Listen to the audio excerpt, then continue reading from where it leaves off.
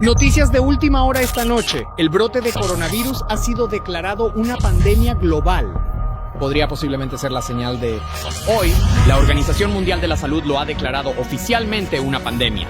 Francisco pide a la gente que se una esta noche como un solo mundo. Estoy emitiendo una orden de quedarse en casa, efectiva a partir del jueves a las 12 en punto. Rastreando personas usando un teléfono inteligente. En resumen, la situación va a empeorar. Vigila a tus vecinos e infórmalos si rompen las reglas de COVID. Las mascarillas y cubrebocas serán permanentemente. Cerró su cuenta personal. Carrera por una vacuna contra el COVID. Para aislar el estado de Victoria, El cierre de los lugares de culto es en realidad obligatorio. Cuarentena, desempleo a nivel nacional. órdenes ejecutivas. A Francisco pidiendo a la gente que se una esta noche. Dijo, restaurar el bien común y el principal es una idea, no una organización.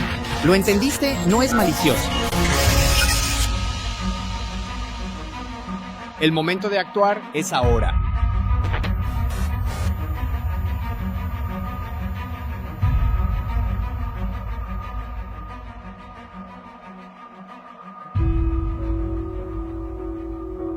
El coronavirus, y más importante aún, los eventos, leyes y políticas que han surgido como resultado de la pandemia han estado catapultando al mundo cada vez más cerca de la imposición de la marca de la bestia. La verdad sobre esta profecía, que significa tanto para el pueblo de Dios en estos últimos días, ha sido, a lo largo de los siglos, oscurecida y ocultada por las ideas, tradiciones e interpretaciones de los hombres. Y como la oscuridad que cae sobre el bosque por la noche, deja al verdadero buscador de la verdad perdido, cegado e incapaz de encontrar su camino a través de los eventos finales de la historia de la tierra. Pero el Dios, que no quiere que nadie perezca, sino que todos procedan al arrepentimiento, nos ha dado su palabra, y tu palabra es una lámpara a nuestros pies y una luz en nuestro camino. La belleza de la profecía de la marca de la bestia ha sido enterrada bajo los escombros del mito y el misterio, pero les garantizo que en este video no trataré ninguna de estas especulaciones y mostraré de manera concluyente y precisa qué es la marca de la bestia y cómo la propia Biblia revela sus propias profecías. También rastrearemos la pandemia del coronavirus, que ha sido un catalizador colosal para preparar al mundo para la última gran controversia entre Cristo y Satanás, la cual será una revelación de carácter. Es en una crisis donde se revela el carácter, y con la crisis de la marca de la bestia, los caracteres de todos se manifestarán. Aquellos que tengan un carácter egoísta lo manifestarán en su esfuerzo por salvarse a sí mismos a expensas de los demás. Y aquellos que, por la gracia de Dios, hayan desarrollado un carácter semejante al de Cristo, de amor abnegado, lo manifestarán en su esfuerzo por salvar a otros a una costa de sus propias vidas. Esta controversia no solo trata sobre la revelación del futuro, sino sobre la revelación de Satanás en su pueblo y la revelación de Cristo en su pueblo. Es una polarización del mundo para que todos puedan ver claramente el resultado de elegir a Cristo o rechazarlo. Y con las opciones tan claramente demostradas ante ellos, todos podrán tomar decisiones informadas para la eternidad. Y este es el propósito de la crisis de la marca de la bestia. Y como la luz del amanecer hará manifiesto lo que ha estado oculto en los corazones de los hombres todo el tiempo. Crece el número de enfrentamientos por el uso de mascarillas. A. Pelea por mascarillas. Segundos después, va tras un cliente que denuncia. Se desató. La aerolínea dice que discutió con la azafata por el uso de una mascarilla. Mientras continúan los saqueos, y esto es saqueo que ocurre en toda la ciudad. Los mostradores son derribados.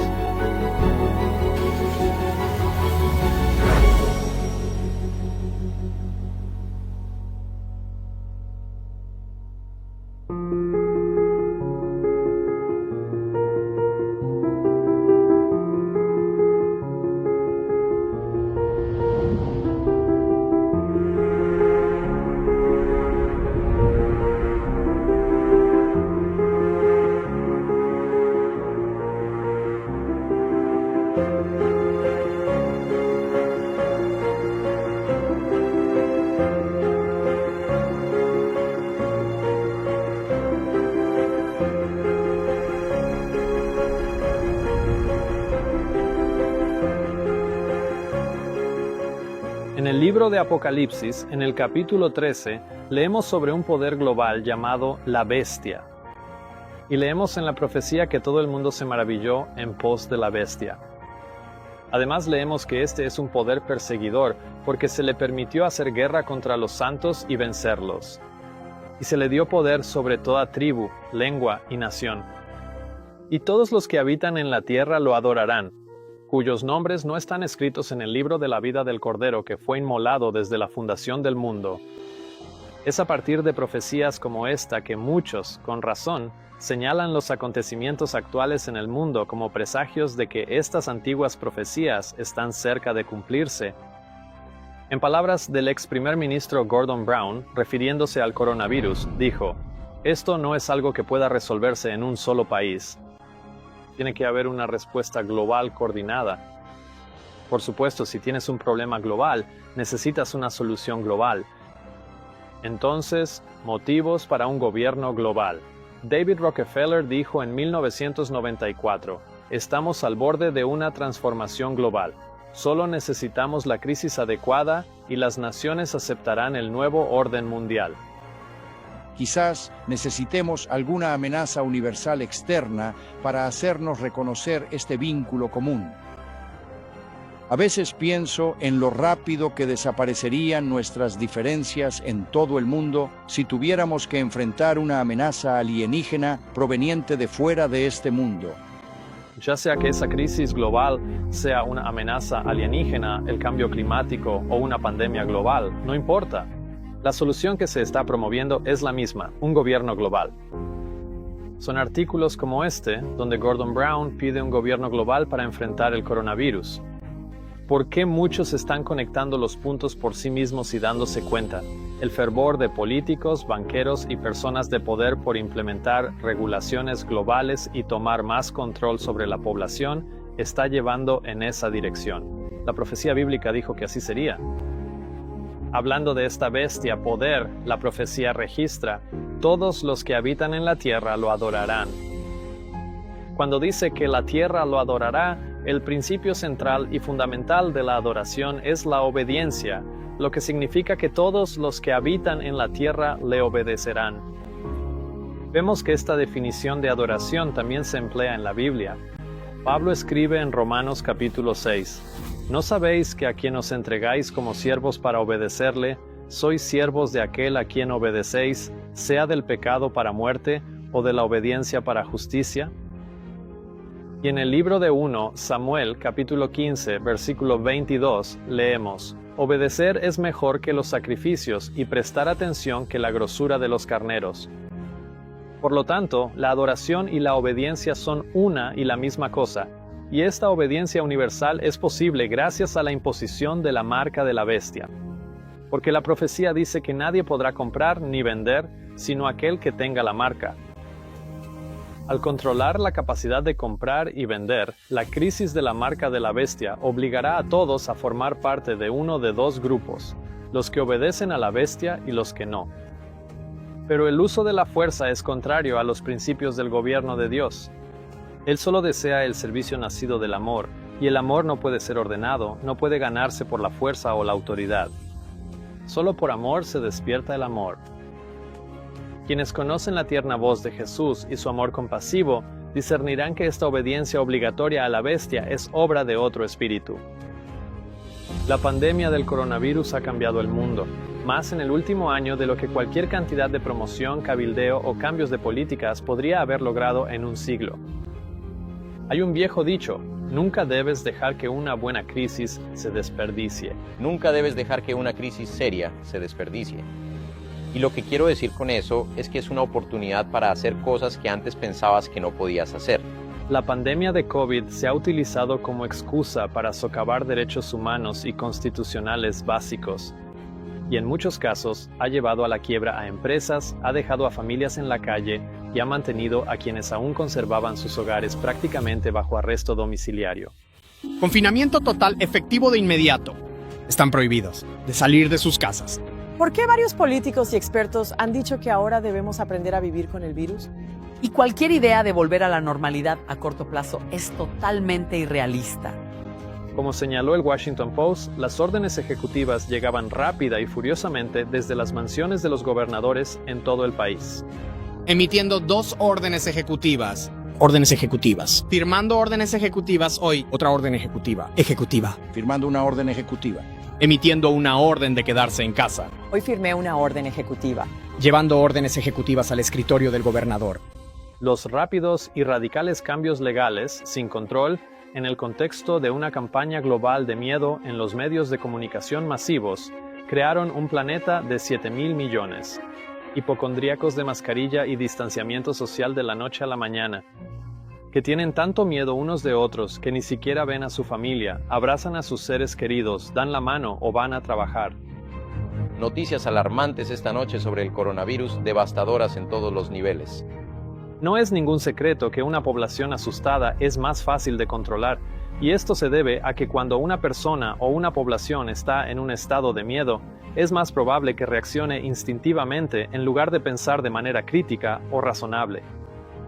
Y cuando este estado de miedo da paso a una mentalidad que busca protección y seguridad a toda costa, seguramente vendrá con un precio muy alto, el precio de la libertad.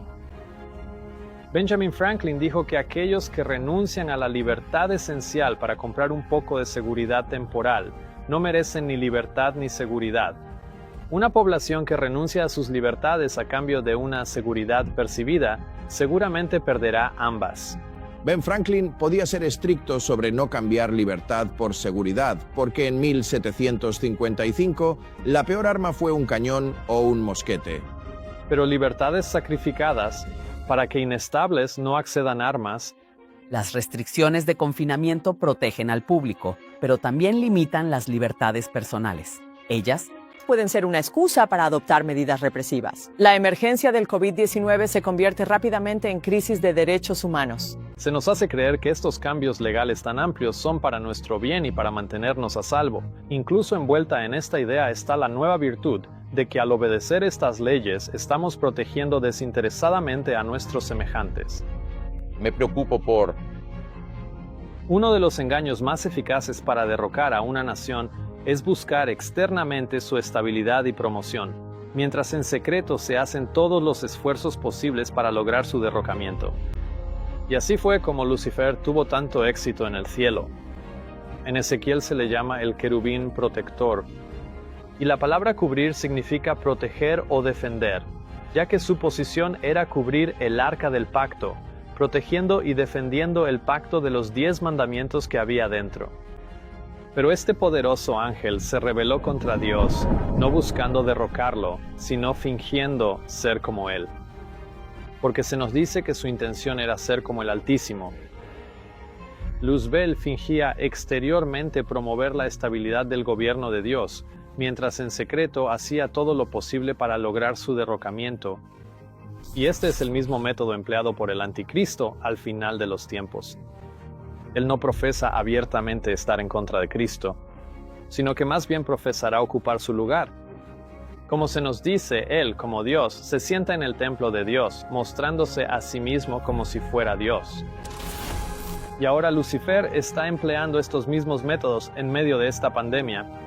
Y cuando entiendas qué es la marca de la bestia, te sorprenderá ver cómo el enemigo de las almas ha estado usando el coronavirus para sentar las bases para la imposición de la marca de la bestia.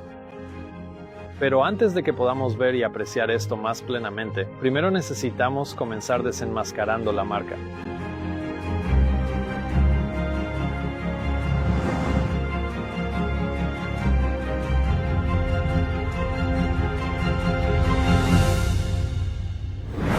La marca de la bestia es exactamente lo que parece.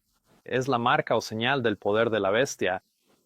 Quizás el error más común respecto a la marca de la bestia es intentar identificar la marca sin antes identificar a la bestia. Y cualquier esfuerzo de este tipo seguramente resultará en error. Primero debemos identificar a la bestia, ya que esto es un requisito previo para poder identificar correctamente su marca. Dios nos advirtió sobre no recibir la marca, ¿pero acaso nos advertiría sobre algo que podría costarnos la salvación eterna y luego no nos diría qué es? La Biblia dice que Dios es paciente para con nosotros, no queriendo que ninguno perezca, sino que todos procedan al arrepentimiento. Ya que Jesús le ha revelado a su siervo Juan las cosas que deben suceder pronto, es lógico pensarlo. Jesús quiere que sepamos lo que significan estas cosas para que no perezcamos, sino que lleguemos al arrepentimiento. Y por lo tanto debió haber provisto las claves para descifrar estas profecías. Y así lo hizo, porque te ama. Al tratar de entender los símbolos en la Biblia, primero debemos comprender que son símbolos. Esto lo leemos especialmente sobre el libro de Apocalipsis, específicamente en el primer capítulo y en el primer versículo. Cuando el apóstol Juan dice que el libro fue significado, esto quiere decir, de una manera muy clara y profunda, que fue dado en señales y en símbolos, revelando verdades importantes de una forma simbólica y comprensible para aquellos que tienen ojos para ver y oídos para oír. Y respecto a la interpretación de los símbolos proféticos, leemos en 2 de Pedro 1:20. Así que lo primero que Dios quiere que sepamos sobre la profecía es que ninguna de las profecías de la Biblia es de interpretación privada. La palabra griega para privada es idios, que significa perteneciente a uno mismo o propio. Como la propia opinión de uno, enseñándonos que ninguna profecía de las Escrituras debe ser de interpretación personal. En otras palabras, no debes especular sobre lo que significan estos símbolos. Cuando eliminamos la conjetura humana de la ecuación y permitimos que la propia Biblia interprete sus símbolos, solo entonces podemos tener confianza en llegar a una interpretación correcta, ya que las definiciones de los símbolos provienen de quien dio los símbolos.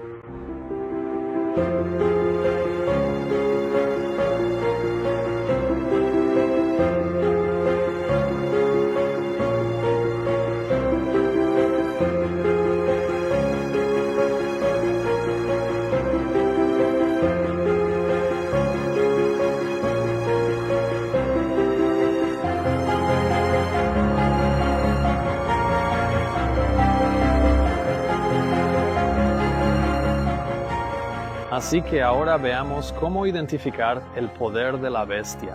Aquí hay 24 características que la Biblia da para ayudar a identificar al poder del anticristo. Con tanto detalle, no hay necesidad de adivinar. Pero echemos un vistazo solo a 8. Y para hacerlo más interesante, no te voy a decir quién es de inmediato. Tú me lo vas a decir a mí. Yo solo te señalaré lo que dice la Biblia y tú me dirás quién es el anticristo. ¿Estás listo? Entonces comencemos.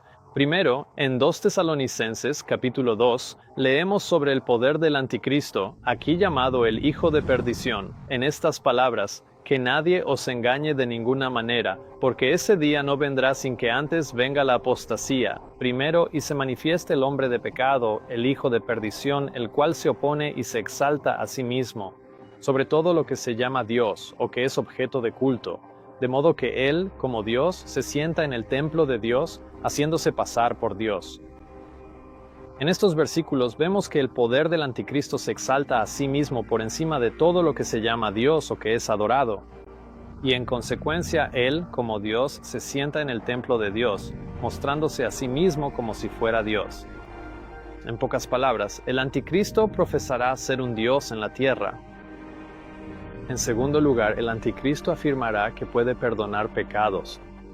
Con respecto a esta bestia anticristo, en Apocalipsis 13 leemos: y se le dio una boca que hablaba grandes cosas y blasfemias.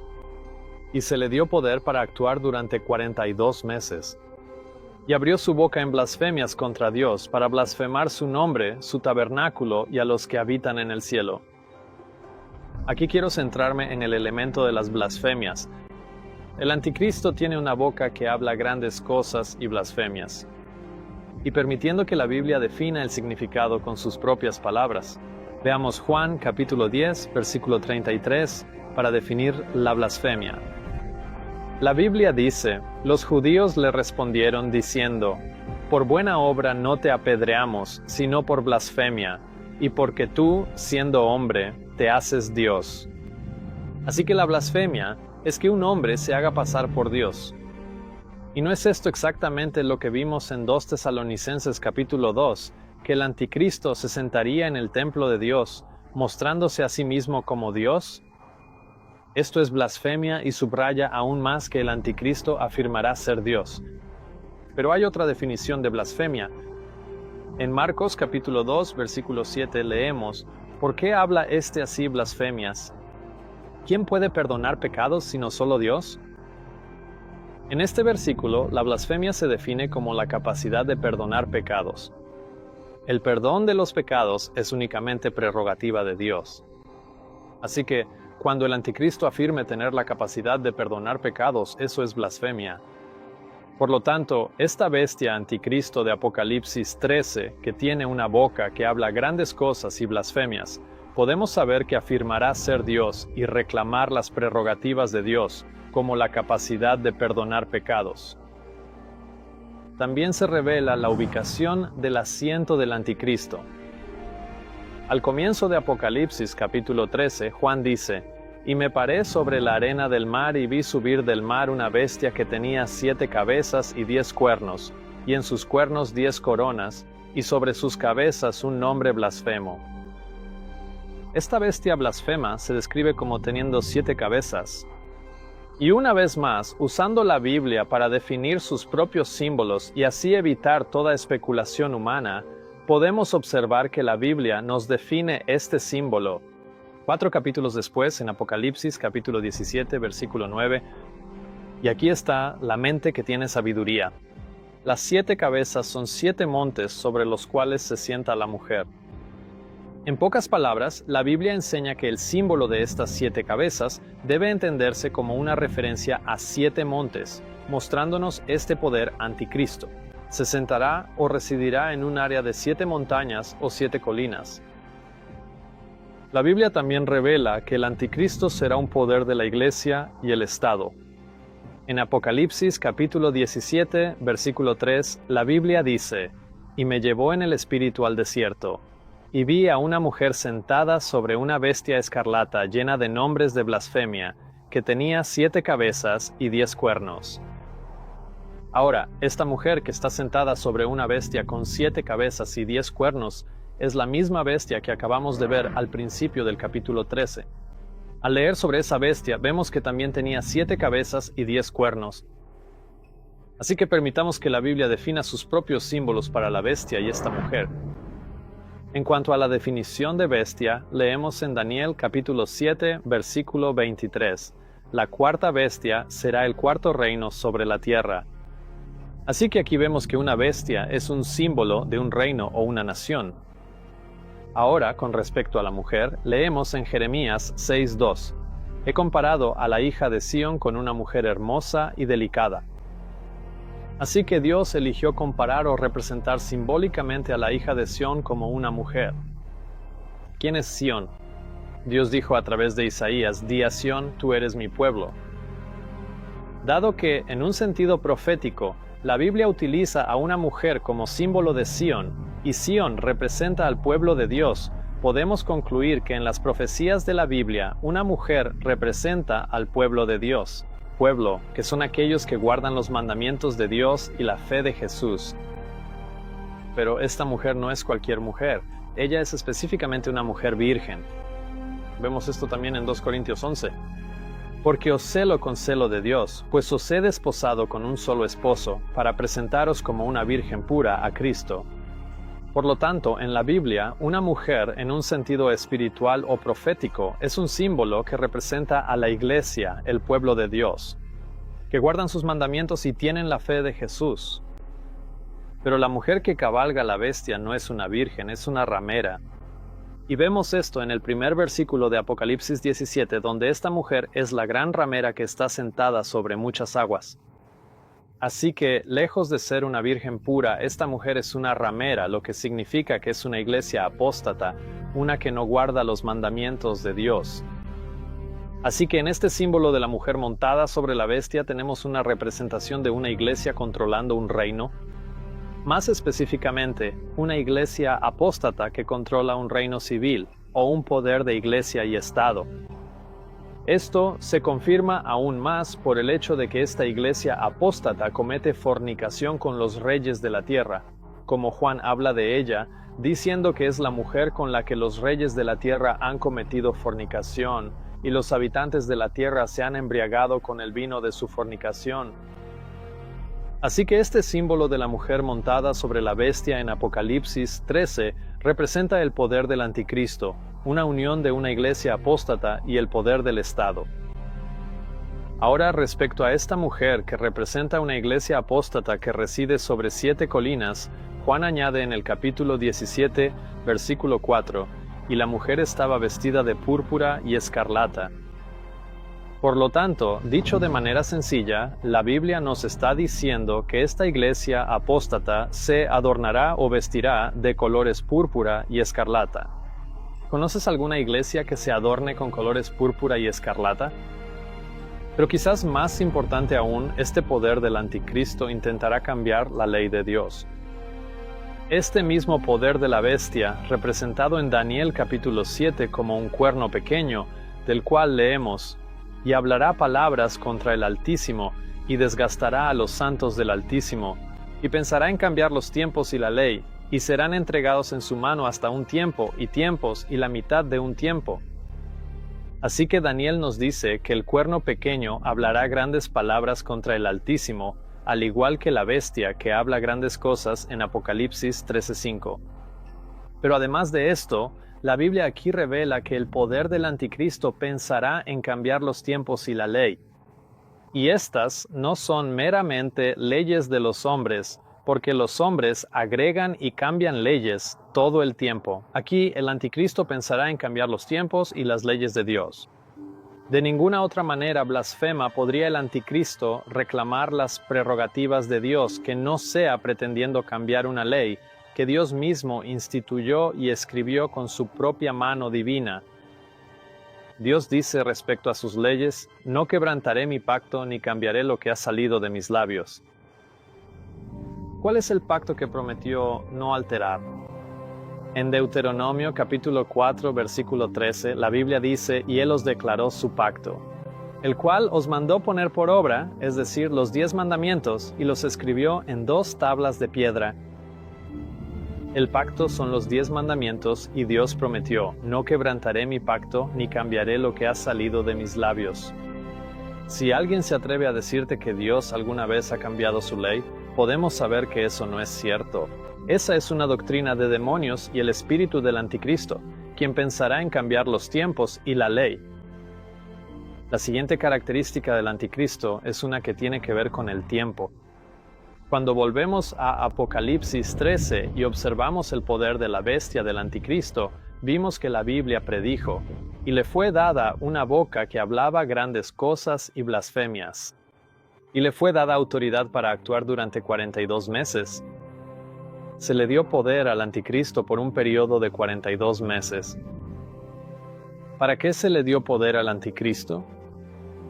En el versículo 7 vemos: y le fue permitido hacer guerra contra los santos y vencerlos, y se le dio autoridad sobre toda tribu, pueblo, lengua y nación. Este periodo, durante el cual el anticristo reinaría y tendría poder para hacer guerra contra los santos, vencerlos y perseguirlos, duraría 42 meses. Este es el mismo periodo de tiempo mencionado en el capítulo 7 de Daniel con respecto al cuerno pequeño, y hablará palabras arrogantes contra el Altísimo y desgastará a los santos del Altísimo, y pensará en cambiar los tiempos y la ley. Y ahora, fíjense, Daniel dice que el poder del cuerno pequeño desgastará a los santos del Altísimo. Esta es la misma idea. El cuerno pequeño perseguirá a los santos y los vencerá. Luego Daniel escribe: ¿cuánto tiempo durará este reinado de persecución contra los cristianos? Y dice: y serán entregados en su mano hasta un tiempo, y tiempos, y la mitad de un tiempo. En la tradición judía, un tiempo se refiere a un año, o a un ciclo completo de las estaciones. Si un tiempo es un año y tiempos son 2 años, y la mitad de un tiempo es medio año, eso significa que este periodo es de 3 años y medio. Lo que en meses serían 42 meses exactamente. Ahora, si tomamos 42 meses y los dividimos en días, considerando que cada mes bíblico es un periodo de 30 días, entonces un periodo de 42 meses sería equivalente a 1260 días. Y con eso en mente consideremos Apocalipsis 12:6. y la mujer huyó al desierto, donde tiene un lugar preparado por Dios para que allí la sustenten. 1260 días. Así que pongamos esto junto. El anticristo, representado en Daniel como el cuerno pequeño y en el libro de Apocalipsis como la primera bestia en el capítulo 13, ambos tienen poder para perseguir a los santos. Durante 1260 días, o 42 meses, o 3 años y medio, que son la misma cantidad de tiempo, solo que en diferentes medidas. Y en este versículo, la mujer virgen vestida de blanco, que vimos que representa al pueblo de Dios, es representada huyendo al desierto por 1260 días. ¿Por qué? Porque al poder del anticristo se le ha dado autoridad para perseguirlos durante este tiempo. Ahora, llevemos esto un paso más allá y observemos este periodo de tiempo. Al calcular la profecía bíblica, hay medidas simbólicas de tiempo que deben interpretarse como medidas reales de tiempo. Y a lo que me refiero es que, por ejemplo, un día en el tiempo profético equivale a un año en el tiempo real. Ahora bien, esto no es una opinión personal. Veamos una vez más la Biblia. En Números capítulo 14, la Biblia dice: Después del número de los días en que explorasteis la tierra, 40 días, un día por cada año, llevaréis vuestras iniquidades, 40 años, y conoceréis mi quebrantamiento de promesa. En este versículo, cada día debía ser un símbolo de un año literal. Y vemos esto también en Ezequiel capítulo 4. Porque he puesto sobre ti los años de su iniquidad conforme al número de los días 390 días. Así llevarás la iniquidad de la casa de Israel. Y cuando los hayas cumplido, acuéstate de nuevo sobre tu lado derecho, y llevarás la iniquidad de la casa de Judá 40 días. Te he asignado cada día por un año. Cuando tomamos los 40 días por la iniquidad de Judá y los sumamos a los 390 días por la iniquidad de la casa de Israel, obtenemos un número combinado de 430 días proféticos. Una vez traducido a tiempo real, esto significaría que debían llevar sus iniquidades durante 430 años, y este fue exactamente el tiempo que el pueblo de Dios estuvo cautivo en Egipto. Y sucedió que al cabo de los 430 años, en ese mismo día, todos los ejércitos del Señor salieron de la tierra de Egipto. Así que aquí tenemos un ejemplo bíblico real que nos muestra el método para calcular el tiempo profético, mostrándonos que en la Biblia, y según el propio uso bíblico del tiempo profético, un día en la profecía debe interpretarse como un día por un año. Ahora, tomando este principio y aplicándolo al reinado de 1260 días del poder del anticristo, ahora entendemos que debemos buscar correctamente que el anticristo reine, y que persiga, haga la guerra contra los santos y los venza durante un período de 1260 años. Finalmente, hay una última característica del anticristo que quiero analizar, y es la profecía que muestra que el poder del anticristo fue, no es, y sin embargo es. En Apocalipsis 13, vemos en el versículo 8, la bestia que viste era, y no es, y está para subir del abismo e ir a perdición. Y se maravillarán los que moran en la tierra, cuyos nombres no están escritos en el libro de la vida desde la fundación del mundo, cuando vean a la bestia que era. Y no es, y sin embargo es. Así que el anticristo existirá durante un período de tiempo y tendrá poder para perseguir a los santos. Vimos que esto se refiere al periodo de 1260 años. Y después de este periodo de 1260 años, el anticristo perderá su poder por un tiempo, pero luego regresará. Y cuando lo haga, escribe Juan, irá a la perdición, y los que moran en la tierra se maravillarán. Así que ahora vamos a juntar todo esto.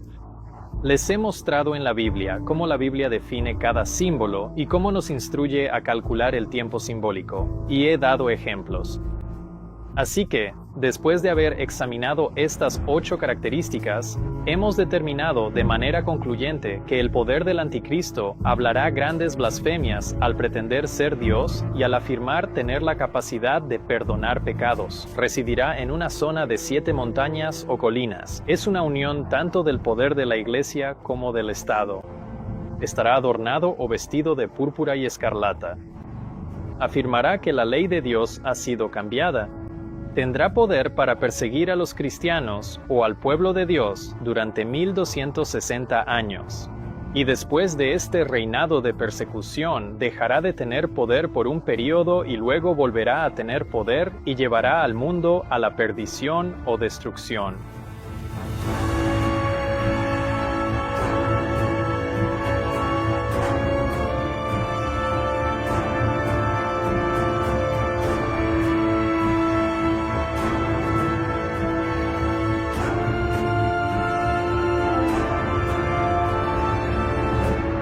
Ahora, si crees que sabes quién es el anticristo, quiero recordarte que yo no te he dicho quién es. Tú llegaste a esa conclusión por ti mismo. Todo lo que he hecho hasta ahora es simplemente explicar el significado de los símbolos según las propias definiciones de la Biblia. Así que, si has elegido una entidad que crees que encaja con todas estas características, es porque la Biblia te lo ha revelado, no yo. Y como puedes ver, cuando permites que la Biblia defina sus propios símbolos, entonces estas profecías realmente se convierten en una revelación. Si aún no estás muy seguro de a quiénes podrían aplicarse todas estas profecías, está bien. La Biblia nos da 24 características por las cuales podemos identificar al anticristo. Pero permíteme citar a los reformadores protestantes más conocidos, ya que todos estaban de acuerdo en quién era el anticristo, y escribieron sus conclusiones de manera inequívoca. Martín Lutero, quizás el más conocido de todos los reformadores protestantes, por clavar sus 95 tesis en la puerta de la iglesia de Wittenberg, escribió en 1520: Estamos convencidos de que el papado es la sede del verdadero y real anticristo. Personalmente, declaro que no le debo al Papa otra obediencia que la que se le debe al anticristo. También escribió: Me alegro de tener que soportar tales males por la mejor de las causas. Ya siento una mayor libertad en mi corazón, porque por fin sé que el Papa es el anticristo y que su trono es el del mismo Satanás. John Wesley, el gran reformador metodista, dijo sobre el papado: Él es, en un sentido enfático, el hombre de pecado, ya que incrementa toda clase de pecado más allá de toda medida. Y también se le llama propiamente el hijo de perdición, ya que ha causado la muerte de innumerables multitudes, tanto de sus opositores como de sus seguidores. Él es quien se exalta a sí mismo por encima de todo lo que se llama Dios o es objeto de culto, reclamando el poder supremo, y el más alto honor, reclamando las prerrogativas que solo pertenecen a Dios. El conocido presbiteriano Juan Calvino escribió: Algunas personas piensan que somos demasiado severos y críticos cuando llamamos al pontífice romano el anticristo. Pero quienes tienen esta opinión no consideran que están haciendo la misma acusación de presunción contra el propio Pablo, a quien seguimos y cuyo lenguaje adoptamos. Mostraré brevemente que las palabras de Pablo no admiten otra interpretación que la que las aplica al papado. Charles Spurgeon escribió: Es el deber ineludible de todo cristiano orar contra el anticristo, y en cuanto a qué es el anticristo, ningún hombre sensato debería plantear una duda. Si no es el papismo en la Iglesia de Roma, no hay nada en el mundo que pueda llamarse así.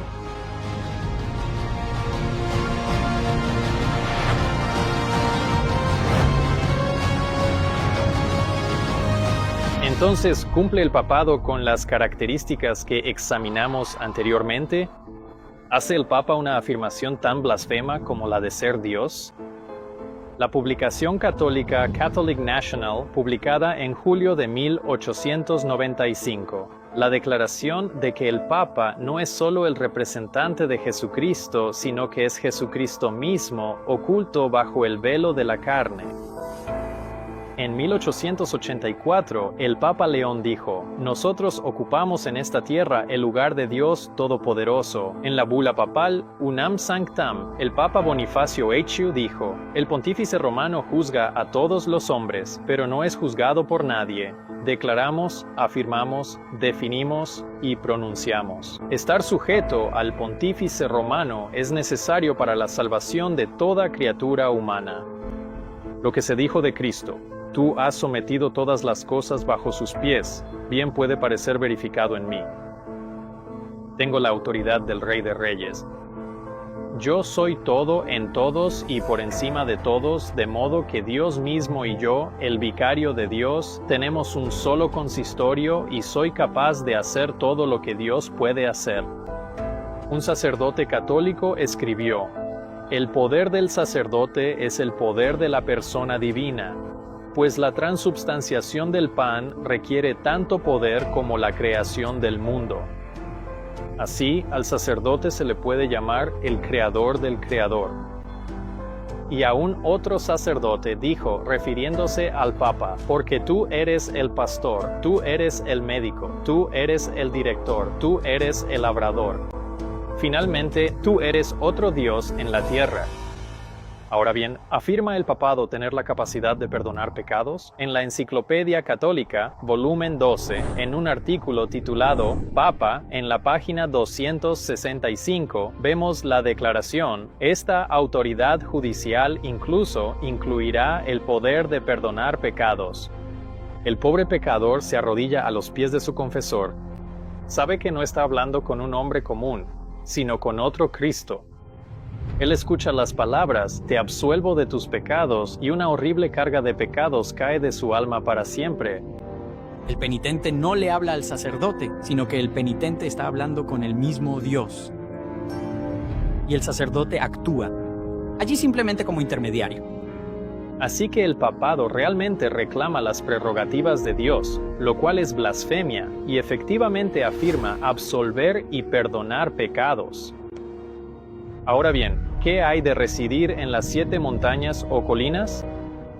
Recuerden, Juan vio a una mujer sentada sobre una bestia escarlata llena de nombres de blasfemia, que tenía 7 cabezas y 10 cuernos, y las 7 cabezas son 7 montañas sobre las que se sentó la mujer.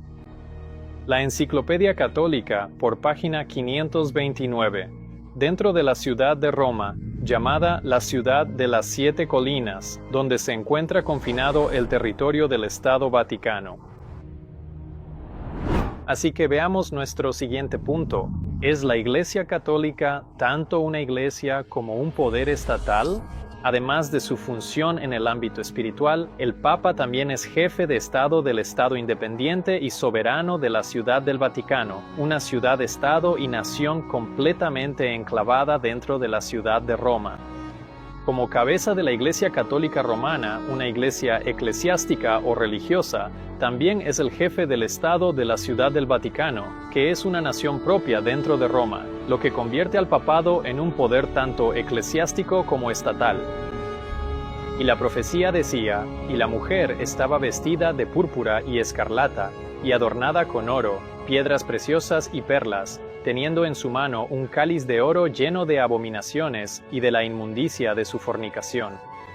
Aquí hay una moneda oficial del Vaticano de 1963 que representa a la Iglesia Católica Romana como una mujer sosteniendo un cáliz de oro en su mano, y los obispos y cardenales de la Iglesia Católica se adornaban con colores púrpura y escarlata, tal como la profecía lo había predicho.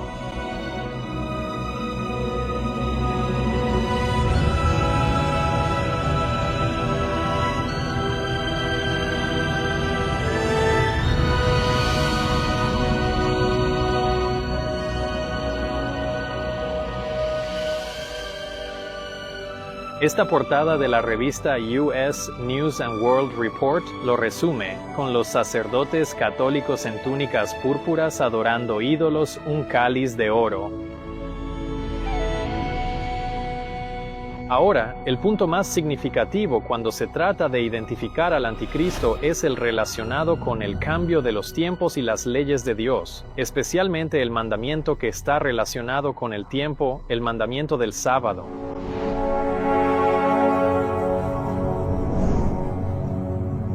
Pero el séptimo día es el sábado del Señor tu Dios. En él no harás ningún trabajo, ni tú, ni tu hijo, ni tu hija, ni tu siervo, ni tu sierva, ni tu ganado, ni el extranjero que está dentro de tus puertas. Dios asignó la ley de este día de descanso al séptimo día. En una publicación católica, The Catholic Mirror, la Iglesia declaró en 1983, la Iglesia Católica declaró. El cardenal Gibbons, en virtud de su misión divina, cambió el día del sábado al domingo. En el Catecismo del Converso de la Doctrina Católica, la Iglesia Católica afirma: observamos el domingo en lugar del sábado, porque la Iglesia Católica y el Concilio de la Odisea, en el año 364 después de Cristo, transfirieron la solemnidad del sábado al domingo. Un sacerdote católico escribió sobre el sábado diciendo: la Biblia dice, acuérdate de santificar el día de reposo. La Iglesia Católica dice: no, por mi poder divino, abolo el día de reposo y te ordeno guardar el primer día de la semana. Y he aquí, todo el mundo civilizado se inclina en obediencia reverente al mandato de la Santa Iglesia Católica. Así que la pregunta no es: ¿pensó la Iglesia en cambiar el día de reposo? Porque claramente lo hicieron.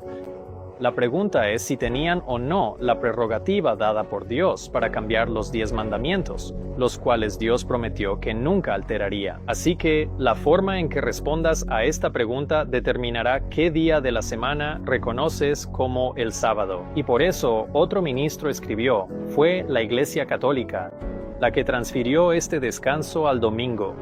Así, la observancia del domingo por parte de los protestantes es un homenaje que rinden a pesar de sí mismos a la autoridad de la Iglesia.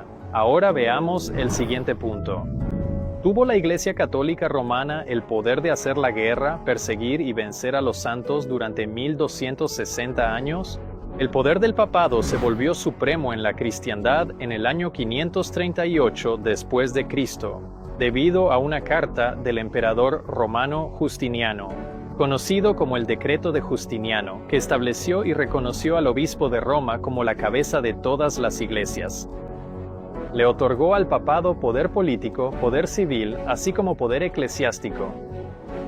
Esta carta se convirtió en parte del Código de Justiniano, la ley fundamental del imperio, y el año en que el Papa Vigilio ascendió al trono bajo la protección militar de Belisario. En el año 538 después de Cristo, la Iglesia de Roma emergió como la cabeza tanto de la Iglesia como de los territorios civiles que componían el caído Imperio Romano, y continuó gobernando y teniendo poder para hacer la guerra contra los santos durante 1260 años. Y este periodo es conocido como la Edad Oscura, y el reinado civil del poder papal terminó en 1798. En 1798, el general Berthier hizo su entrada en Roma, abolió el gobierno papal y estableció uno secular.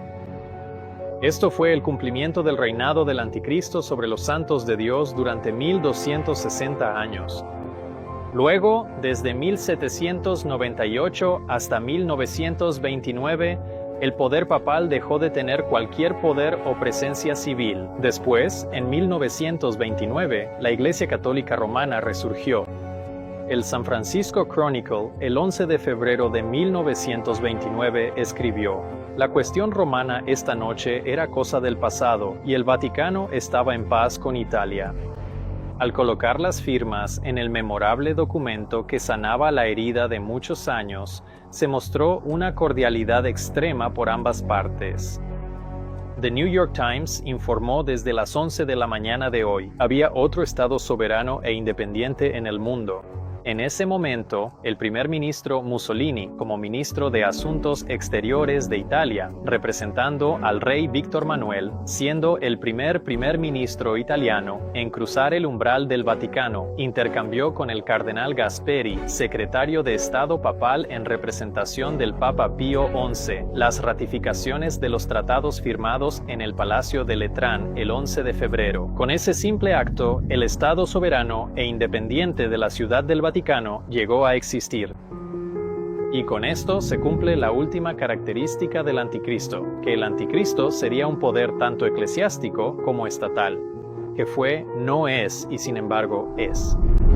Fue o existió desde 538 hasta 1798, teniendo tanto autoridad civil como religiosa, y luego no fue desde 1798 hasta 1929, y después de 1929 vuelve a ser. Y es en esta etapa de vuelve a ser de su existencia, después de 1929, que fue profetizado: ascenderá del abismo y irá a la perdición, y los que habitan en la tierra se maravillarán. Y en cumplimiento de esta profecía y de las 8 características que hemos analizado, el mundo de hoy realmente se maravilla o admira. Y sigue, después del Papa de la Iglesia Católica Romana, el Anticristo.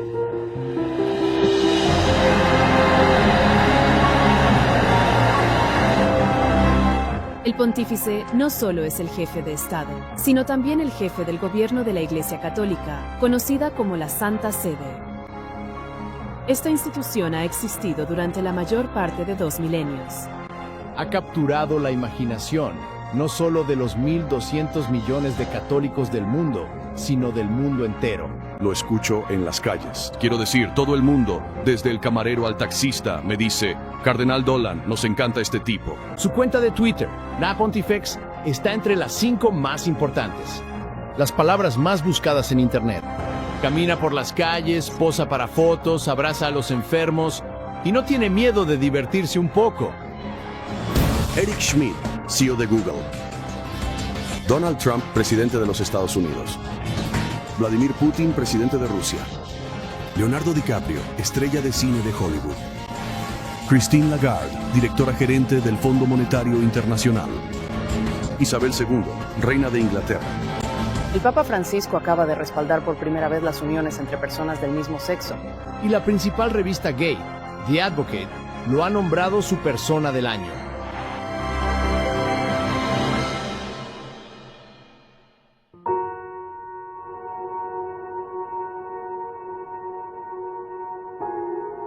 Incluso en medio de la pandemia de coronavirus, el líder del poder del anticristo está opinando sobre el asunto. Y lo que él está diciendo en realidad tiene mucho que ver con la marca de la bestia.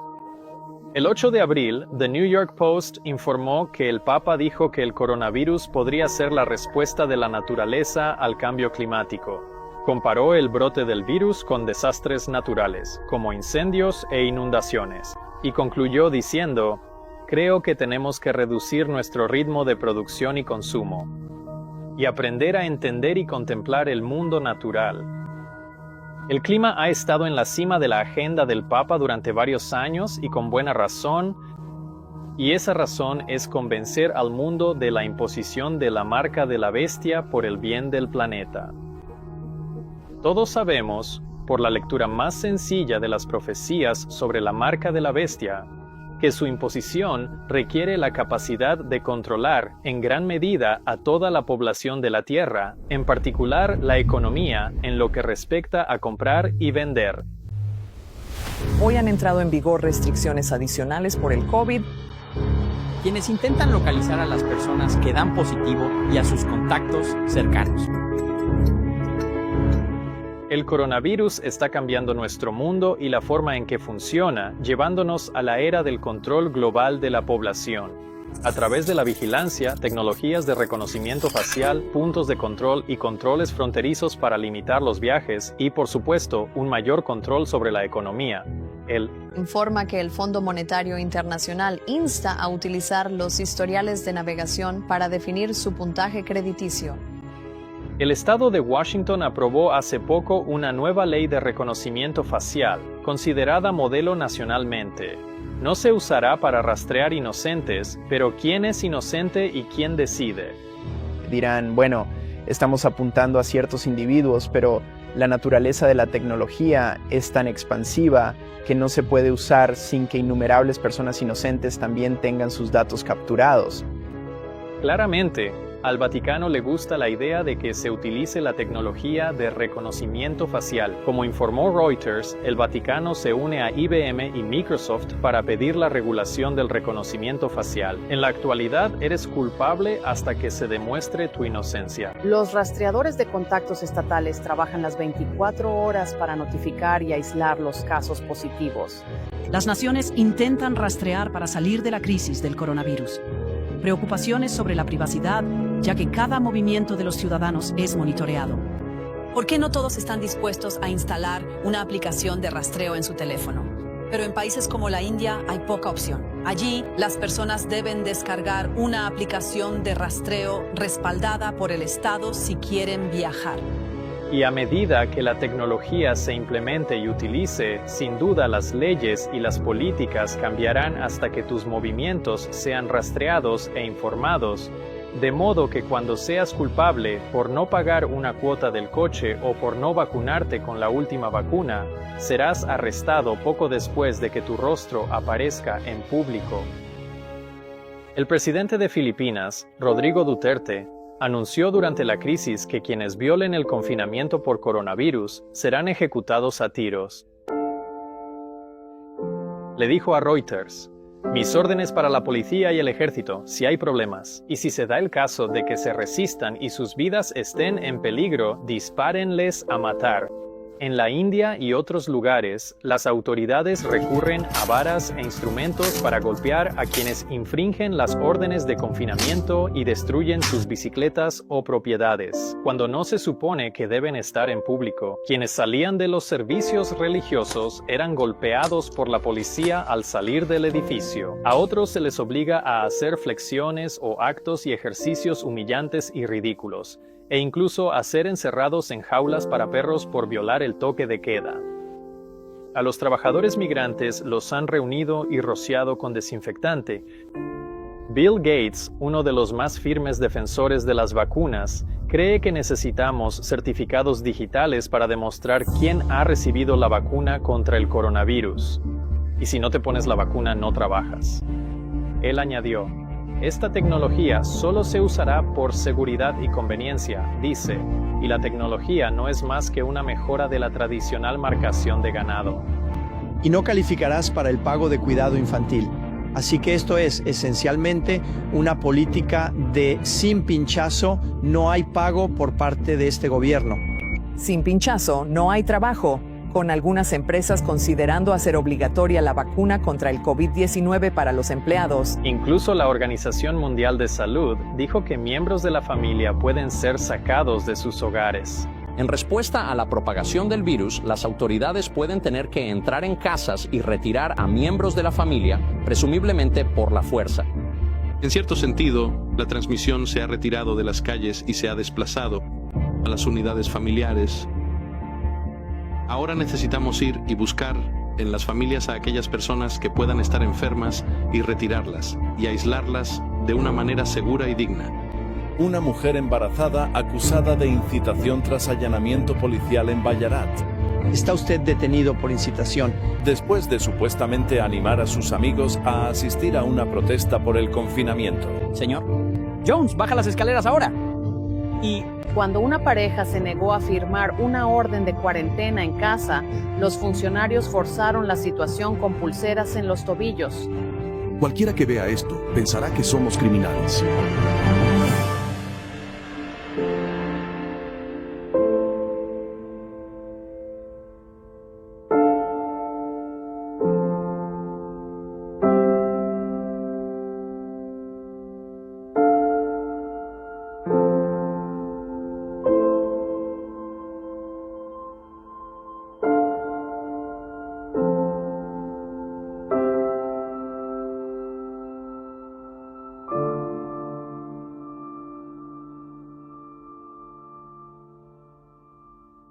¿Es este el tipo de mundo en el que queremos vivir? Esto es solo una pequeña muestra de lo que vendrá en el futuro e incluso de lo que está ocurriendo ahora mismo. Y a medida que vemos cómo se implementan estas medidas extremas para controlar a la población mundial, debería ser una advertencia muy clara para todos nosotros de lo que está por venir y de las medidas que se emplearán para imponer la marca de la bestia. Y ahora que sabemos quién es la bestia, veamos cuál es su marca, ya que aceptar o rechazar la marca será un asunto de salvación. Aquellos que la reciban sufrirán las 7 últimas plagas, y en el capítulo 19 de Apocalipsis leemos que los que hayan recibido la marca de la bestia serán arrojados vivos a un lago de fuego que arde con azufre. Este es un asunto muy serio, y ser engañado en este tema es una cuestión de vida o muerte eterna. Así que consideremos este tema con mucho cuidado y oración. Todos se están preguntando y creyendo, ¿verdad? Creyendo que la vacuna es la marca de la bestia. Algunos se preguntan si este programa de vacunación contra el COVID-19 que se avecina podría ser la marca de la bestia. ¿Podría esto conducir a la marca de la bestia? Bueno, he estado revisando algunos fragmentos del libro de Apocalipsis. El libro del Apocalipsis. Así es. El libro del fin de los días. Se habla cada vez más y más de la Santa Biblia, y esa es la verdadera marca de la bestia. Es la marca de la bestia. Quiero hablarte sobre la marca de la bestia. Nuestros microchips informáticos, la marca de la bestia. Presentamos Amazon One. Usa la palma de tu mano para pagar rápidamente. El escaneo corporal como este es otro paso hacia la marca de la bestia. Y hablando de lo que la Escritura llama la marca de la bestia.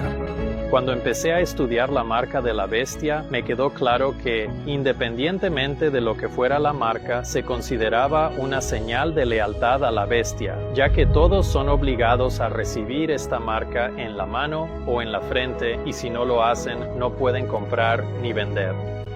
Pero sabía que había algo más. La pregunta para mí era, ¿cuál es esa señal? ¿Qué acto de designación es el que da lealtad a la bestia? ¿Y por qué es tan atroz que quienes la reciban serán sentenciados al lago de fuego junto con el diablo y sus ángeles?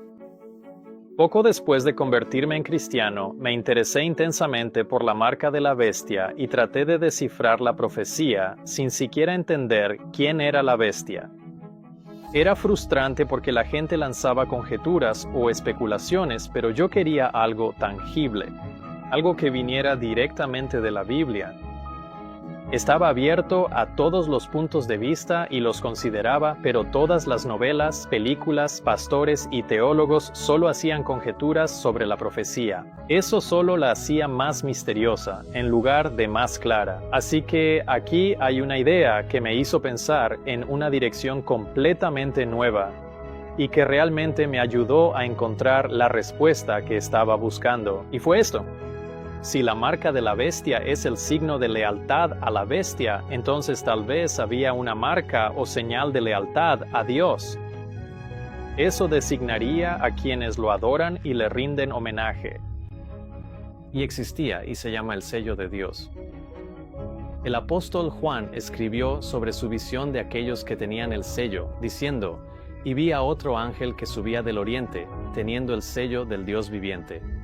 Y clamó a gran voz a los 4 ángeles, a quienes se les había dado poder para dañar la tierra y el mar, diciendo, no dañéis la tierra, ni el mar, ni los árboles, hasta que hayamos sellado en sus frentes a los siervos de nuestro Dios. Así que aquellos que reciben este sello pertenecen a Dios, y recibir este sello los protege del derramamiento de las 7 últimas plagas que vendrán sobre la tierra. Y por eso se les dio la orden a los ángeles. Al igual que la palabra marca, un sello también es una señal o símbolo de algo. Pablo escribió en Romanos que las palabras señal y sello se usan aquí de manera intercambiable para describir lo mismo. Así que el sello de Dios es igualmente una señal de Dios y una señal de aquellos que le pertenecen. Entonces, ¿cuál es el sello o la señal de los que pertenecen a Dios? Una vez más, permitiremos que sea el propio Dios quien nos diga cuál es su señal, para que no haya conjeturas ni especulaciones, y podamos estar 100% seguros de que no estamos equivocados. En Éxodo 30:13, Dios habló diciendo,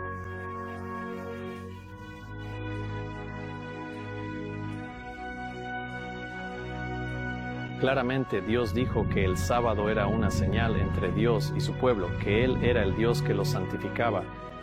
En el libro de Ezequiel, capítulo 20, versículo 20, Dios lo dice de nuevo de una manera muy clara y enfática para que todos puedan entenderlo perfectamente. En esta declaración, el sábado también es declarado como una señal entre Dios y su pueblo, pero esta vez se dice que es una señal mediante la cual su pueblo debe reconocer que Él específicamente es su Dios. El sábado también es un recordatorio del hecho de que Dios creó la tierra. En el mismo mandamiento, Dios da una razón para este mandato de descanso, y dice, porque en 6 días el Señor hizo el cielo y la tierra, el mar y todo lo que hay en ellos, y descansó el 7º día. Por eso el Señor bendijo el día de reposo y lo santificó. Por lo tanto, dado que las palabras señal y sello tienen el mismo significado, y porque el sábado fue dado para ser una señal entre Dios y su pueblo, para que supieran que Él es su Dios, podemos ver que el sábado del 7º día es el sello de Dios, una señal de designación que, cuando se obedece, muestra que adoramos, obedecemos y pertenecemos a aquel que creó los cielos y la tierra. El mismo mandamiento también contiene todos los elementos de un sello. Contiene el nombre de quien tiene la autoridad, aquí refiriéndose al Señor. Contiene su título u oficio de autoridad, refiriéndose a Él como el Creador, el que hizo. Y luego encontramos el tercer elemento de un sello, el dominio sobre el cual el Creador reclama autoridad, que es el cielo, la tierra y el mar. Por lo tanto, el sábado contiene todos los elementos de un sello. Esto muestra que el mandamiento del sábado es el sello de Dios, haciendo de la observancia del sábado del 7º día una señal exterior, que reconocemos la autoridad de aquel que hizo el cielo y la tierra, el mar y todo lo que en ellos hay. El sábado es el 4º mandamiento de los 10 mandamientos, y cuando leí estos siguientes versículos, considerando los 10 mandamientos de la ley de Dios, realmente me puse a pensar en la marca de la bestia, y con razón. En Éxodo 13:9, el Señor dijo, «Será para ti como una señal sobre tu mano y como un recordatorio entre tus ojos, para que la ley del Señor esté en tu boca». Nuevamente, en Deuteronomio, Él dice respecto a sus mandamientos, «Y los atarás como una señal en tu mano, y estarán como frontales entre tus ojos». ¿Te resulta familiar ese lenguaje? Debería, porque en el libro de Apocalipsis leemos acerca de la marca de la bestia, que si alguno adora a la bestia y a su imagen y recibe su marca en la frente o en la mano, ese mismo beberá del vino de la ira de Dios. La marca de la bestia se coloca en la mano o en la frente entre los ojos, exactamente en el mismo lugar donde Dios dijo que se guardaran sus mandamientos. La mano y la frente, cuando se usan en la profecía, tienen un significado simbólico. La mano representa las acciones de una persona. En Deuteronomio capítulo 30, versículo 9, la Biblia dice, «Y el Señor tu Dios te hará abundar en toda obra de tu mano». Y pero ahora, oh Señor, tú eres nuestro Padre, nosotros somos el barro, y tú nuestro alfarero, y todos nosotros somos obra de tu mano. Y todo lo que tu mano halle para hacer, hazlo con todo tu poder. En estos versículos, la mano se usa como sinónimo de trabajo. La frente, de igual manera, también es un símbolo y representa los pensamientos, la mente o el entendimiento de una persona. Pablo escribió en Romanos, así que, en cuanto a la marca de la bestia, si uno la recibe o no, se reduce a la cuestión de la obediencia. ¿Obedecen la ley de Dios en sus pensamientos y mente? Es decir, en su frente, y si obedecen la ley de Dios en sus acciones y obras, es decir, en su mano. Obviamente, obedecer los mandamientos del Señor significa recibir el sello de Dios, y obedecer las leyes del Anticristo, quien afirma haber cambiado la ley de Dios, especialmente el mandamiento del sábado, transfiriéndolo al domingo, es recibir la marca o señal de lealtad a la bestia. En resumen, cualquiera que pisotee la ley de Dios para obedecer un mandato humano recibe la marca de la bestia. Acepta la señal de lealtad al poder al que elige obedecer en lugar de a Dios. La crisis de la marca de la bestia, todo se reduce a la obediencia. A quien obedecemos es a quien servimos. Entonces, ¿de quién eres siervo? Si perteneces al Creador de los cielos y la tierra, entonces obedece su sábado en el séptimo día de la semana. Y si guardas el sábado en el primer día de la semana, entonces demuestras, por tu obediencia a la Iglesia romana en lo que crees, que realmente tienen la autoridad divina que afirman tener para cambiar la ley de Dios. Y cuando la decisión sea impuesta por ley, si obedeces las palabras de los hombres por encima de la palabra de Dios, recibirás la marca de lealtad al poder del anticristo, la marca de la bestia.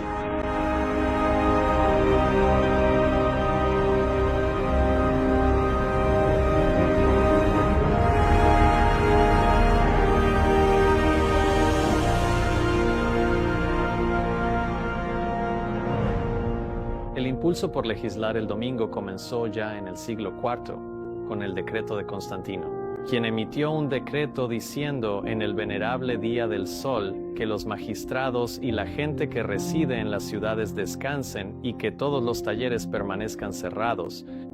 No mucho después de que Constantino sancionara el domingo como día de descanso, la Iglesia Católica en el año 364 después de Cristo recapituló lo mismo, diciendo que los cristianos no deben judaizar descansando en el sábado, sino que deben trabajar ese día, más bien honrando el día del Señor si pueden, descansando entonces como cristianos. Pero si alguno es hallado como judaizante, sea anatema de Cristo. Vale la pena señalar que no solo habrá una ley que establezca el domingo como día obligatorio de descanso, sino que eventualmente habrá una ley que convierta el verdadero sábado, el séptimo día, en un día de trabajo. Un día de trabajo tal como hizo el faraón en Egipto cuando obligó a los hebreos a hacer ladrillos sin paja. El decreto fue diseñado intencionalmente para duplicar su carga de trabajo, obligándolos a trabajar en el sábado.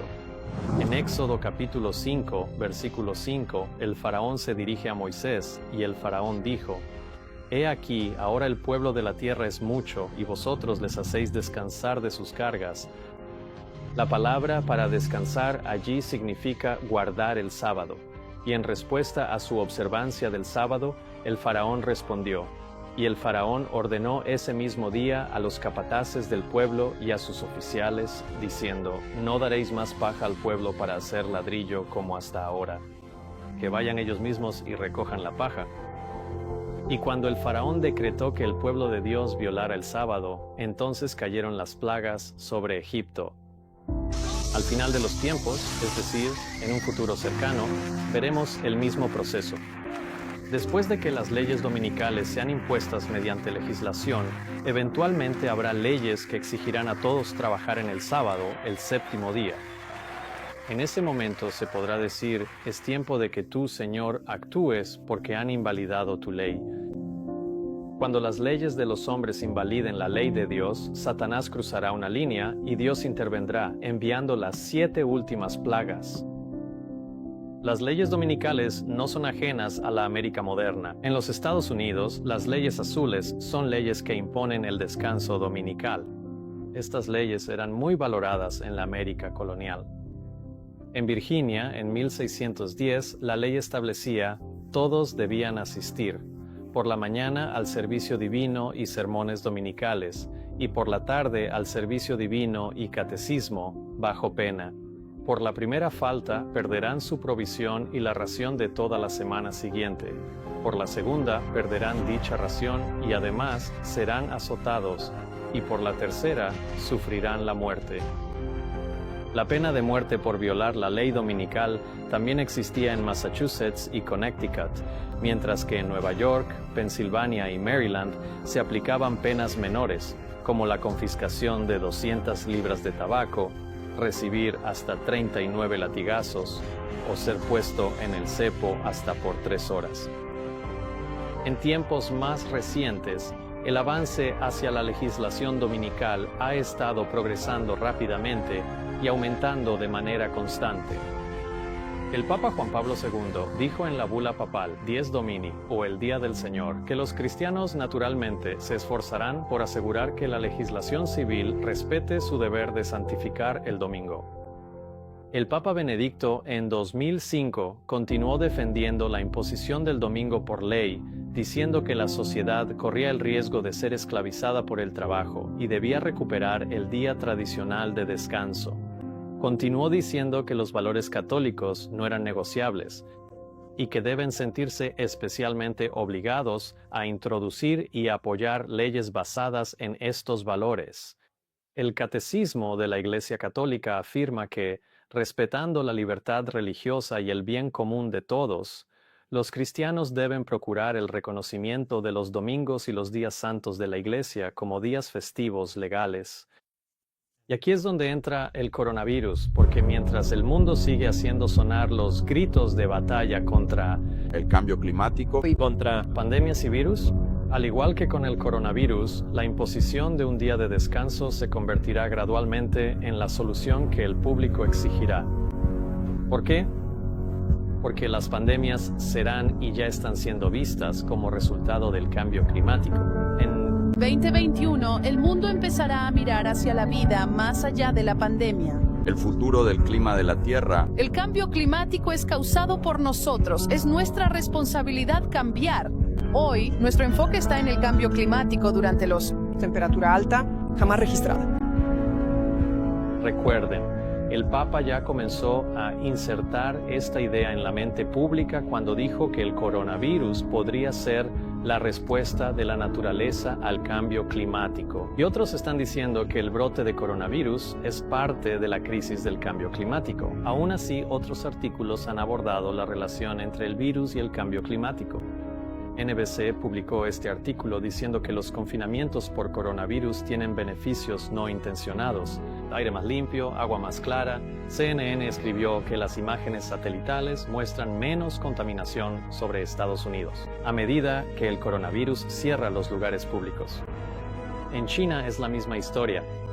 ¿Por qué el aire de China ha estado más limpio durante el brote de coronavirus? El agua de los canales de Venecia se ve más clara mientras el coronavirus mantiene alejados a los visitantes.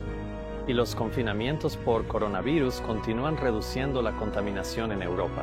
Las calles de las principales ciudades se han vaciado drásticamente de tráfico. Denver, París, Nashville, Las Vegas y miles de otras ciudades están vacías. Por eso se dice que la respuesta global al COVID-19 debería ser un modelo de acción para el clima. Con los confinamientos impactando tan fuertemente el clima de manera positiva y sabiendo hacia dónde nos dice la profecía que nos dirigimos, hacia una imposición global de un día de descanso, no debería sorprendernos ver que se promueve el descanso dominical obligatorio como la política que mantendrá estos cambios positivos. El 24 de marzo, un legislador de Pensilvania sugiere que el coronavirus es un castigo de Dios y pide un día de expiación a nivel estatal. El 20 de abril, The Christian Post escribió: ¿Es la pandemia un juicio de Dios? Estados Unidos tiene 10 razones para pensarlo, y en este artículo, cada una de las 10 razones está relacionada con la transgresión de cada uno de los 10 mandamientos de Dios. Y por lo tanto, en la razón número 4, él afirma: no conocemos el sábado en nuestra economía 24/7. Él explica que no damos sábado, que quebrantamos el sábado al negar alivio a los cargados. Así que, según él, esta pandemia ya es un juicio de Dios como resultado de quebrantar el mandamiento del sábado. Quizás bien intencionados, pero ellos mismos engañados, muchos cristianos señalarán las calamidades en la tierra y el mar, las tormentas de viento, las inundaciones, los terremotos, la destrucción por fuego, como juicios que indican el desagrado de Dios porque el domingo no se observa de manera sagrada. Estas calamidades aumentarán cada vez más. Un desastre seguirá de cerca al otro, y aquellos que invalidan la ley de Dios señalarán a los pocos que guardan el sábado del cuarto mandamiento como los responsables de traer la ira sobre el mundo. Esta falsedad es un ardid de Satanás para atrapar a los incautos. Pandemias, terremotos, tsunamis, incendios e inundaciones de las proporciones más terribles se sucederán una tras otra, y se promoverá la idea que si aquellos que guardan el sábado fueran obligados a obedecer la ley de observancia del domingo, cesarían estos terribles juicios. y con la promulgación de la ley dominical comenzará la crisis de la marca de la bestia.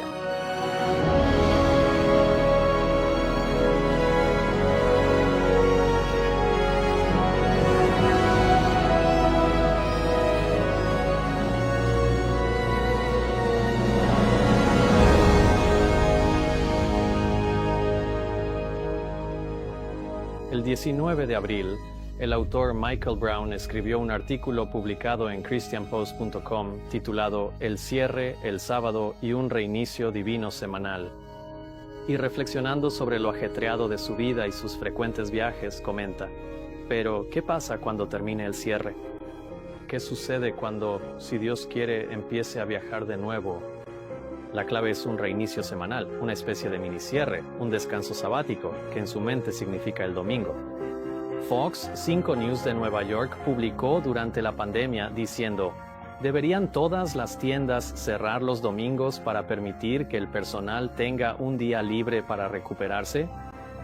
Las cadenas de supermercados locales en Nueva Orleans piensan que sí, ya que Bromart se toma un día libre el domingo, y el alcalde Cam Guthrie, en Ontario, Canadá, recurrió a Twitter para decir: solo lo pongo sobre la mesa para que lo consideren una vez que derrotemos al COVID-19, sugiero que todo vuelva a cerrar los domingos. Para que podamos apreciar la importancia de lo que realmente significa hacer una pausa en nuestras vidas ocupadas, creo que nuestro cuerpo, mente y alma nos lo agradecerían. Puerto Rico está liderando el camino al conectar la idea de los confinamientos con la legislación dominical. La Associated Press informa: Puerto Rico cerrará los domingos. La gobernadora, Wanda Vázquez, dijo a la prensa: tenemos que hacer una pausa para salvar principalmente la vida de nuestros ancianos. El 17 de junio, Crisis Magazine hizo un llamado para restablecer las leyes azules, en el que afirman que hubo una época en la que incluso la Corte Suprema de los Estados Unidos favorecía estas ordenanzas. El juez Stephen Johnson Field, escribiendo en el caso Hennington contra Georgia en 1896, dijo: la prohibición de los negocios seculares en domingo se defiende sobre la base de que, gracias a ella, se promueve el bienestar general, se protege el trabajo y se fomenta el bienestar moral y físico de la sociedad. Al considerar la posibilidad de una legislación dominical, debemos recordar que no necesariamente será solo por motivos religiosos. Todo el mundo puede respaldar la idea de un día de descanso si es por el bienestar general y la salud de las personas y del planeta.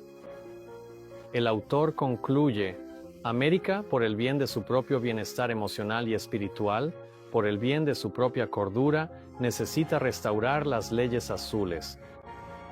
En septiembre, ABC News informó que el Papa pidió aprovechar la pandemia para dar un respiro al medio ambiente. El Vaticano dijo que la pandemia de COVID-19 demostró que la Tierra se recupera si se le permite descansar, y que esto debe motivar a adoptar estilos de vida más sencillos para ayudar a un planeta que sufre por la constante demanda de crecimiento económico. El concepto de frenar el cambio climático también es ampliamente aceptado por la mayoría de los cristianos. Climate Sunday se lanza en Gran Bretaña e Irlanda, y esta iniciativa Climate Sunday es una agrupación de más de 700 iglesias que reconocen la importancia de unirse para combatir el cambio climático. Otra organización llamada Green Sabbath Project dice en su sitio web: ¿no hay nada que puedas hacer por el medio ambiente? Nada puede ser una de las mejores cosas que puedes hacer. Un día cada semana haz esto. Nada. La idea es simple. Si el descanso dominical es la solución para un problema global, entonces todo el mundo tendrá que descansar el domingo. Estamos enfrentando una crisis urgente, una que amenaza nuestra propia existencia, la catástrofe climática. La crisis ecológica es, en esencia, un problema espiritual. Y respondió al ministro de Salud. Se le preguntó eso. Por ahora no tenemos actividad comercial en supermercados, ferreterías ni en ninguna tienda los domingos. Las tiendas de comestibles estarán cerradas todos los domingos durante todo el mes de abril para dar a los empleados la oportunidad de descansar. Y todos dicen: así es como debería ser. una dura batalla contra el virus. Por eso anunciamos hoy que los negocios ahora estarán cerrados los domingos. El primer ministro de Quebec, François Legault, dijo que cerrar los negocios los domingos dará un respiro a los trabajadores de primera línea. Mejor con la familia, que son los valores familiares, como solíamos tener en los viejos tiempos, en los años 60. Los compradores están de acuerdo en que el domingo es un día para que todos descansen. Leyes azules, llamadas así por el papel azul, en Nueva Jersey desde el siglo XVII.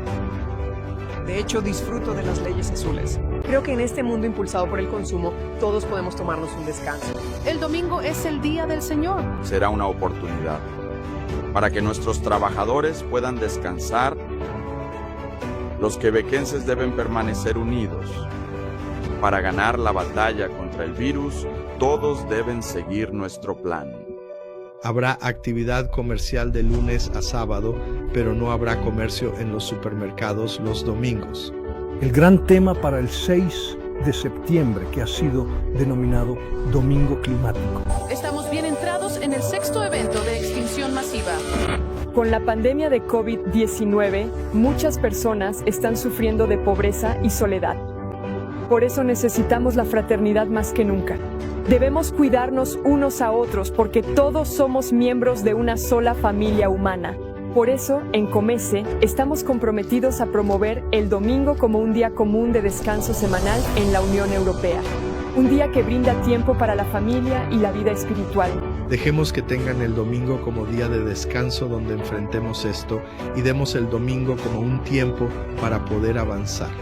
En vista del aumento de casos de COVID-19, el gobierno de Madhya Pradesh ha impuesto un confinamiento los domingos en los restaurantes de Bhopal y ahora los hoteles funcionarán hasta las 10 p.m. en el estado. Las tiendas en las zonas de contención de la ciudad permanecerán cerradas.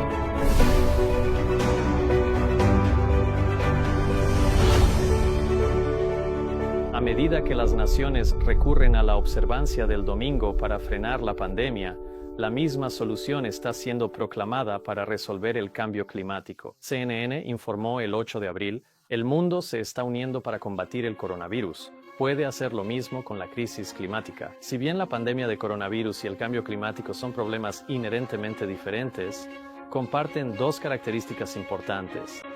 Ambos son crisis globales que amenazan la vida de millones de personas. El poder del anticristo necesita control sobre la tierra, lo que significa una forma de control global. Y la mejor manera de lograr que las naciones del mundo acepten un gobierno global es provocar una crisis global. El cambio climático y las pandemias globales son ambas crisis globales, que están destinadas a legitimar una solución global, que en este caso es un gobierno global. El 15 de marzo de 2021, LifeSite News informó, el Papa pide un nuevo orden mundial y dice que desperdiciar la crisis del COVID sería peor que la pandemia. El Papa dijo, tengamos todos presente que hay algo peor que esta crisis, el drama de desperdiciarla. ¿Y qué cambios productivos espera el Papa que surjan de la crisis del COVID? Él lo dijo en relación con su nuevo libro Dios y el mundo que vendrá, que podemos sanar la injusticia construyendo un nuevo orden mundial basado en la solidaridad. Las profecías en el libro del Apocalipsis afirman claramente que la imposición de la marca de la bestia será una iniciativa global. En el capítulo 13, versículo 3 leemos, todo el mundo se maravilló en pos de la bestia. Y en el versículo 8 vemos, todos los que habitan en la tierra lo adorarán. Y leemos acerca de un segundo poder bestial que hace que la tierra y los que habitan en ella adoren a la primera bestia. En el mundo actual, las naciones de la tierra son soberanas, en el sentido de que no responden ante nadie, o al menos así solían funcionar las cosas. Hoy en día no es tan sencillo, debido al establecimiento de organismos internacionales de gobierno, como las Naciones Unidas o el Consejo de Relaciones Exteriores, que impulsan y dirigen las políticas internacionales, o el Fondo Monetario Internacional que busca la solidaridad internacional en la economía, o la Organización Mundial de la Salud, que ayuda a establecer políticas y recomendaciones para la salud y busca establecer una cobertura sanitaria universal. E incluso en el ámbito religioso está el Consejo Mundial de Iglesias, que trabaja por la unidad de las denominaciones cristianas. En los últimos 75 años, el mundo ha cambiado drásticamente a medida que los líderes de las naciones buscan una cohesión global de los gobiernos. Nada menos que un nuevo orden mundial. Esta es la promesa de los líderes más poderosos del mundo. Un nuevo orden mundial, un nuevo orden mundial, un nuevo orden mundial. Cuando tengamos éxito y lo logremos, tendremos una oportunidad con este nuevo orden mundial. Autor de un nuevo libro se llama Orden Mundial. La globalización es real, es inevitable. Un nuevo orden mundial para el siglo XXI. Francisco pide a la gente que se una esta noche mientras el mundo enfrenta la pandemia de coronavirus. La Biblia predijo hace 2000 años que esto sería así, y podemos ver el rápido cumplimiento de estas profecías en los titulares de hoy. El 26 de julio leemos: el jefe de la ONU, Guterres, pide un solo organismo supremo de gobernanza global. El razonamiento es que el mundo necesita un nivel superior de gobernanza multilateral que pueda dejar de lado los intereses nacionales problemáticos, lo cual es simplemente otra forma de decir que la gobernanza global debería superar la soberanía nacional. Cuando las instituciones financieras se fusionan con agencias internacionales como la ONU, sin duda haría mucho más fácil controlar la compra y la venta. Henry Kissinger, un conocido globalista, fue rápido en decir, allá por abril de 2020, que la solución al coronavirus es el nuevo orden mundial, argumentando que ningún país, ni siquiera Estados Unidos, puede, en un esfuerzo puramente nacional, superar el virus, advirtió Kissinger. Abordar las necesidades del momento debe, en última instancia, ir acompañado de una visión y un programa de colaboración global. La pandemia causada por el virus, con una tasa de supervivencia del 99%, está siendo proclamada como un problema global, lo cual es justo el combustible que él quiere para promover una solución global. Un gobierno global. La gobernanza global no requiere necesariamente que los países entreguen su soberanía a una sola organización internacional. Todo lo que se necesita es cooperación hacia un objetivo o ideal común que parezca estar en el mejor interés de todos. ¿Cuál es nuestro mandato? Creo que es este. La batalla, salvar nuestro planeta controlando el clima. El calentamiento global, por ejemplo, es uno de esos ideales. Una crisis sanitaria global es otro medio por el cual las naciones pueden pensar que es mejor trabajar juntas, o una crisis económica global, o quizás todas las anteriores. Sea cual sea la crisis, se dirá que las leyes más restrictivas y los complots más tiránicos jamás realizados contra el planeta Tierra serán por el bien del pueblo. Entonces, ¿quién estará al frente de tal movimiento? La Biblia también revela esto.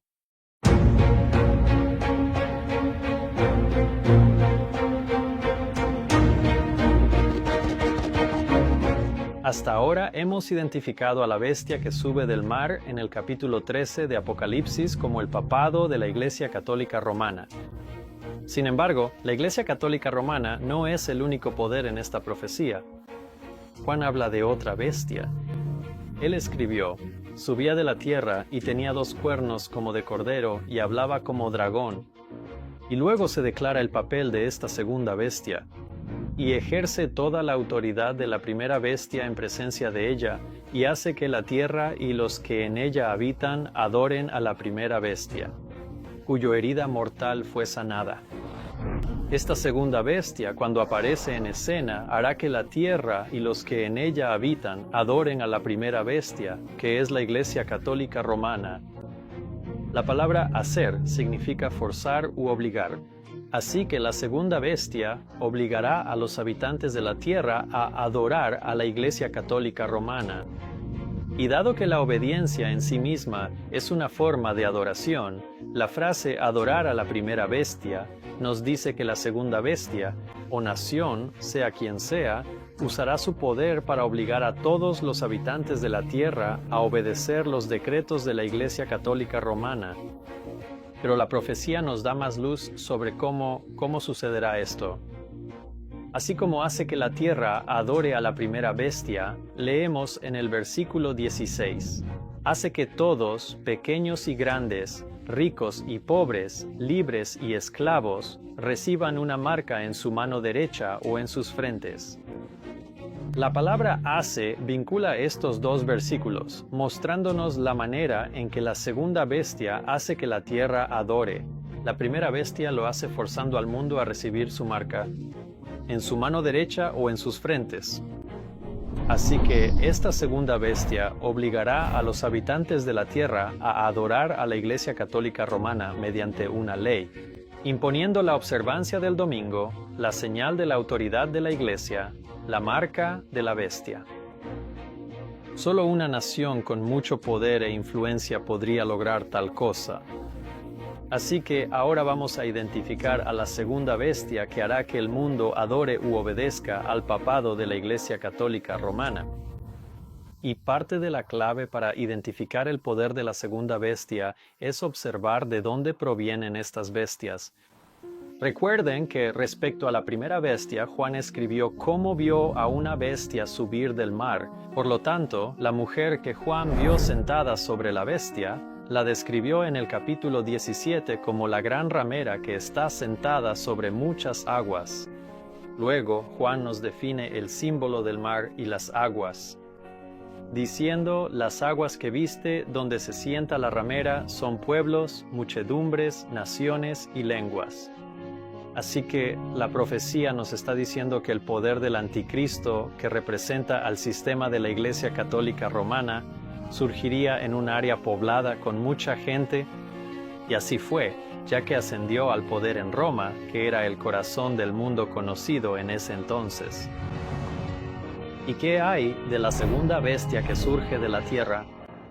Si el mar o la multitud de aguas representa un área poblada, entonces la tierra o el suelo representaría un área desolada o en gran parte deshabitada.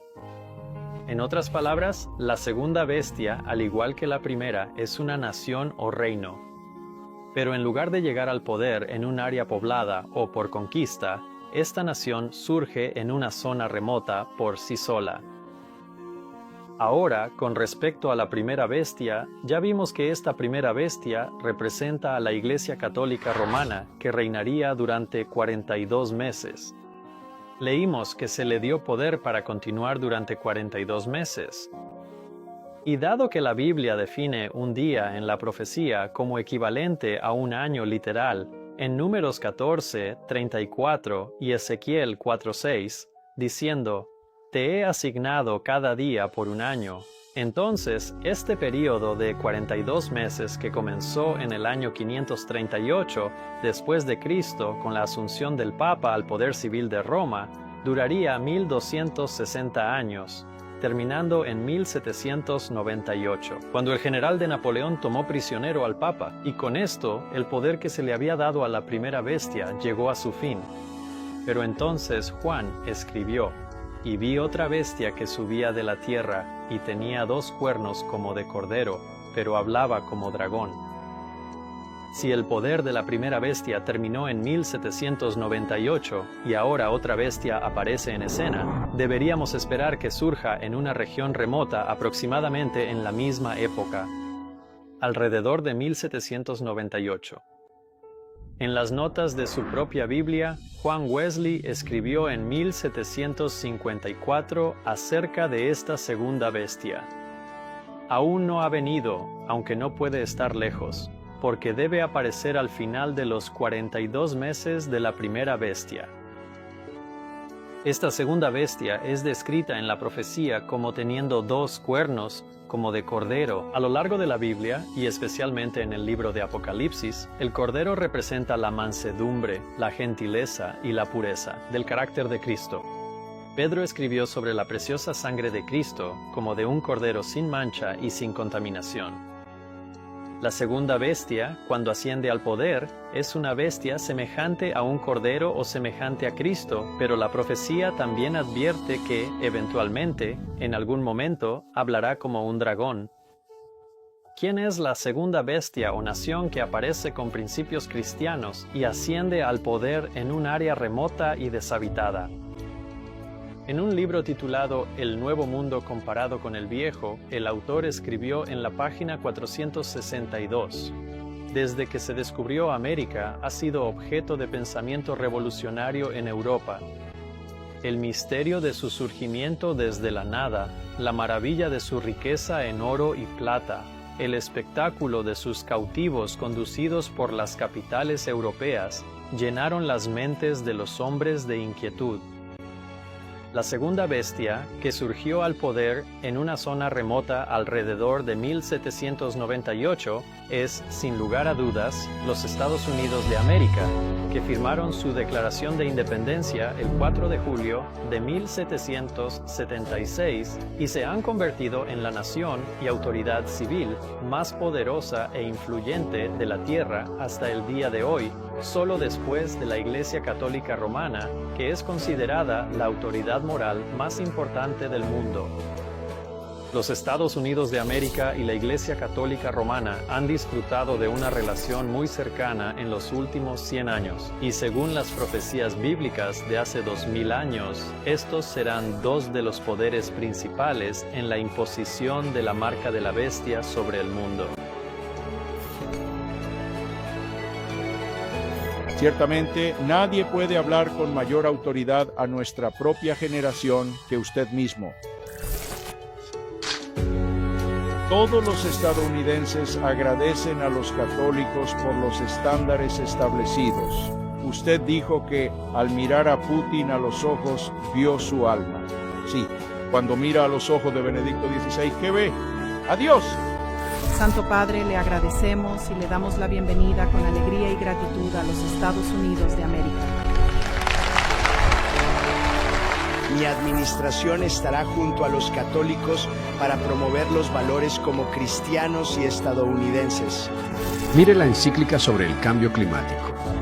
Todo se trata de, ya sabe, que tenemos responsabilidades. Señor presidente, el Papa de la Santa Sede.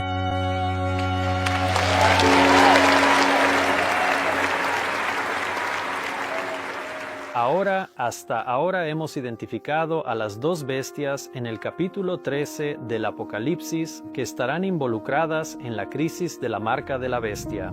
Hemos identificado a la primera bestia como el sistema de la Iglesia Católica Romana y a la segunda bestia como los Estados Unidos de América. La Iglesia Católica Romana usará su autoridad moral e influencia para promover un día de reposo falso, la marca de la bestia. Y los Estados Unidos de América usarán su poder civil e influencia para obligar a todos en la tierra a acatar esta ley, honrando el domingo, y de esta manera se cumplirá la profecía, haciendo que la tierra y los que habitan en ella adoren a la primera bestia al recibir su marca. Pero ahora necesitamos considerar el tercer y último poder principal en esta profecía. Eso dará lugar a la marca de la bestia, y eso es lo que Juan llamó la imagen de la bestia. Una imagen de algo es una réplica de ello, como una imagen en un espejo. La imagen que ves de ti mismo en el espejo no eres tú, pero es una representación tuya. Y lo mismo ocurre con la imagen de la bestia. Es una representación similar o una réplica de la bestia. En este caso, las dos características más significativas de la bestia. El poder consiste en que es tanto eclesiástico como estatal y utiliza el poder civil de su gobierno para imponer sus mandatos religiosos. Esto no podría demostrarse de manera más clara que por los más de 100 millones de víctimas torturadas y asesinadas por la Iglesia Papal durante más de 1000 años, si no se rendían a las doctrinas del Papa en contra de su conciencia. Pero ahora, en la era moderna, Juan ve a la segunda bestia diciendo a los que habitan en la tierra que hagan una imagen de la bestia, es decir, un poder de iglesia y Estado en el Nuevo Mundo, similar a aquel que derramó sangre cristiana por 1 milenio en el Viejo Mundo. Incluso ahora, la influencia cristiana en las políticas y prácticas del gobierno de EEUU aumenta rápidamente, con el presidente rodeado de líderes y consejeros cristianos para guiarlo en asuntos de Estado. Te damos gracias por esta nación que nació en 1776. oramos en 2020, que vuelvan a ser. Y declaro, Dios, que los uses para cambiar la atmósfera espiritual de esta nación. Y así como los sacerdotes religiosos, los saduceos y los fariseos clamaron a los líderes gubernamentales como Herodes y Pilato por la crucifixión de Jesús, llegarán ahora los líderes cristianos, pastores y sacerdotes al punto en que se aliarán con el gobierno y persuadir a los líderes del Estado para que hagan cumplir sus doctrinas y políticas de la Iglesia. No hables por mi iglesia en asuntos públicos. Y la iglesia no habla por mí.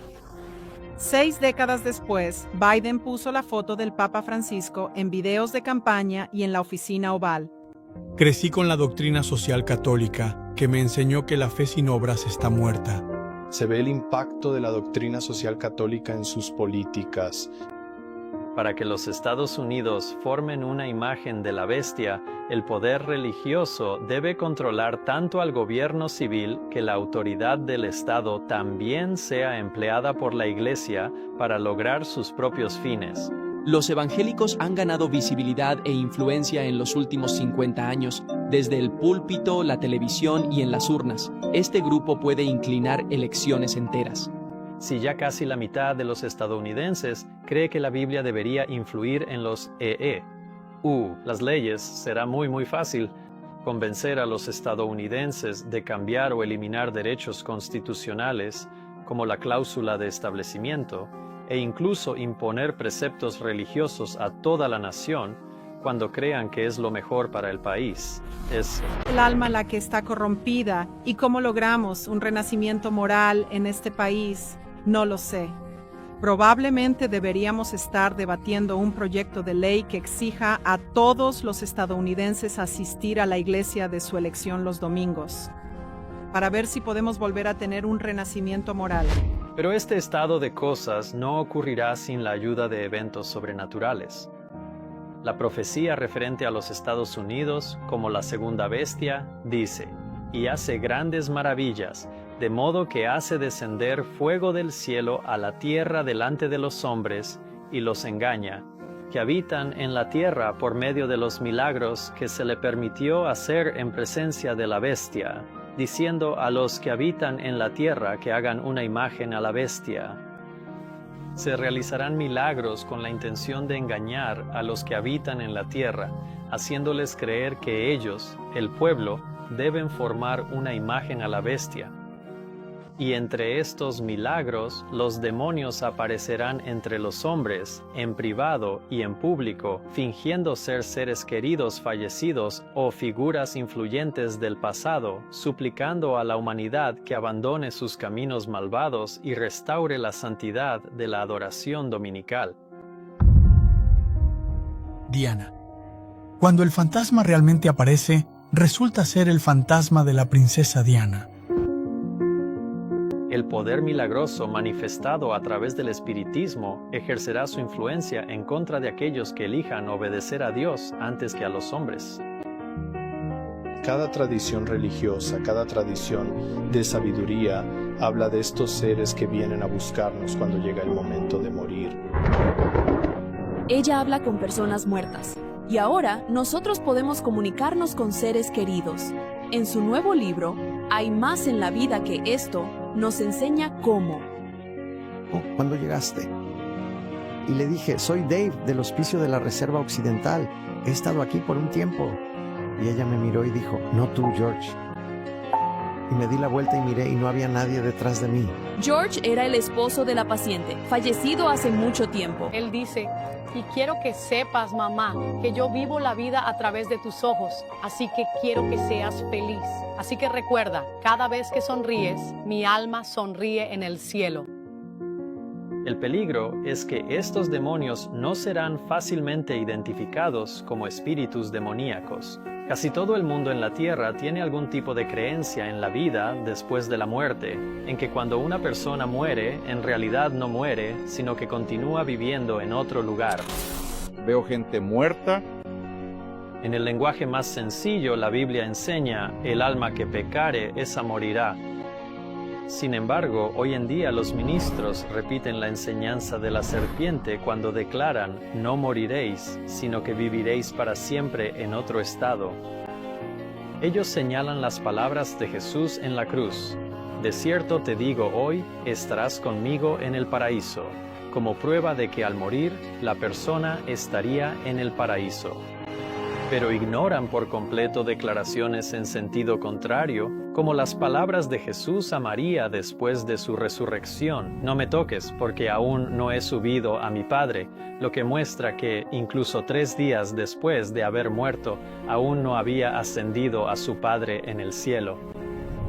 En cambio, la Biblia enseña de principio a fin que los muertos no saben nada y que no hay obra, ni razón, ni conocimiento, ni sabiduría. En la tumba, a donde tú vas.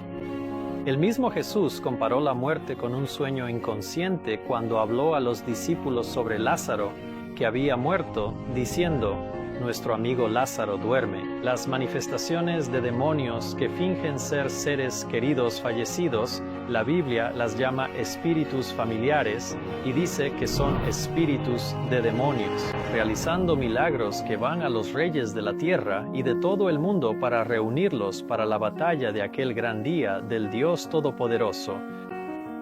Y este es el propósito de estos espíritus demoníacos que aparecen como figuras famosas del pasado, como los discípulos de Cristo o como seres queridos fallecidos. Es para engañar al mundo y hacer que reciba la marca de la bestia, y para ignorar por completo el así dice el Señor de los 10 mandamientos, que declara: el séptimo día es el sábado del Señor tu Dios.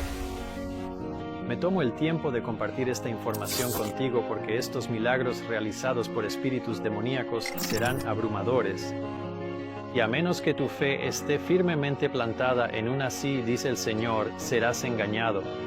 Y me atrevo a decir que, si ahora crees que el domingo es el verdadero sábado, y que al morir una persona no descansa en su tumba, sino que sigue viviendo en algún otro estado consciente, ya has sido engañado.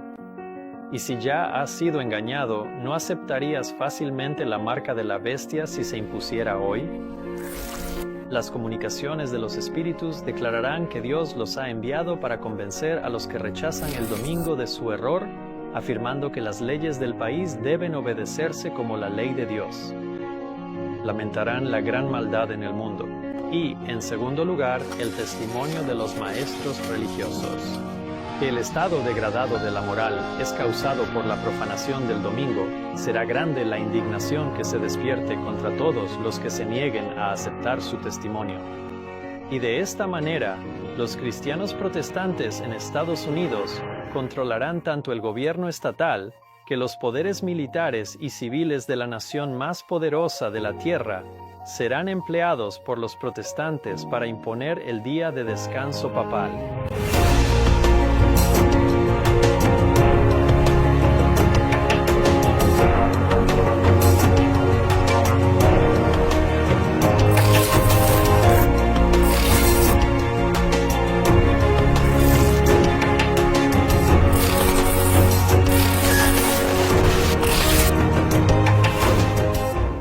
En este video Enmascarar la Marca cubrimos muchos temas. Identificamos a la primera bestia de Apocalipsis 13 como la Iglesia Católica Romana, que ha intentado cambiar el mandamiento del sábado de la ley de Dios del séptimo día de la semana al domingo, al primero. Hemos identificado a la segunda bestia como los Estados Unidos de América, que usará su poder civil e influencia para imponer el día de descanso de la Iglesia Católica Romana en el primer día de la semana, llevando a todos los habitantes de la tierra a tomar una decisión final sobre a quién adorarán y obedecerán, justo antes de que la ira de Dios sea derramada sobre la tierra en las 7 últimas plagas. Y hemos identificado la imagen de la bestia como el cristianismo protestante apóstata, que usará el poder del Estado para impulsar leyes que obliguen a todos a honrar el domingo, la marca de la bestia. El Salvador que dio su vida por nosotros es el mismo que dio estas profecías acerca de la marca de la bestia. y es su deseo que reconozcamos y obedezcamos el mandamiento que nos dio de descansar en el día que Él santificó y bendijo como señal de nuestra lealtad a Él.